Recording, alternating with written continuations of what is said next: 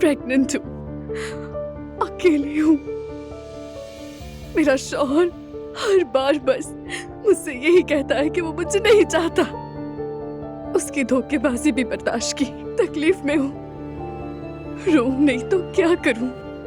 सुनो मेरी बात, मैं तुमसे रिक्वेस्ट कर रहा हूँ, प्लीज ये सब मत करो। तुम्हें खाने की जरूरत है, सब वेट करें। कुछ चलो नहीं नीचे। खाना मुझे। देखो, हो सकता है मेरी कोई बात बुरी लगी तुम्हें, मगर तुम जानती हो सबके बारे में हम पहले बात कर चुके हैं। भाड़ में कई बातें, समझ गए? भाड़ में कहीं। अगर मेरे बच्चे को कुछ हुआ तो इसके जिम्मेदार तुम होगे। हद हो गई है यार उरूज, किस तरह के अल्फाज हैं ये? अल्लाह को नापसंद हैं। अल्लाह ना करे तुम्हें या बच्चे को कुछ भी हो, तुम मेरे लिए नहीं बल्कि अपने और अपने बच्चे के बारे में सोचो। तुम्हें ये करना होगा, भूखे रहने से कुछ नहीं मिलेगा। चलो जिद मत करो, उठो, आ जाओ मेरे साथ, खाना खाओ, बहुत भूख लग रही, सब वेट करें नीचे। ठीक है। चलो आ जाओ।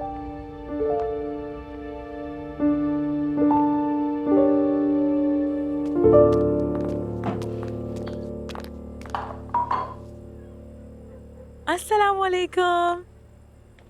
क्या मैं कोई मदद कर सकती हूँ? अरे आपा, आप क्यों आ गई हैं? आप आराम करें, इधर उधर ना घूमें। हाय नहीं। अरे जुलकर, बैठकर क्या करूँ? क्या अपनी मौत का इंतजार करूँ? मुझे आदत नहीं है।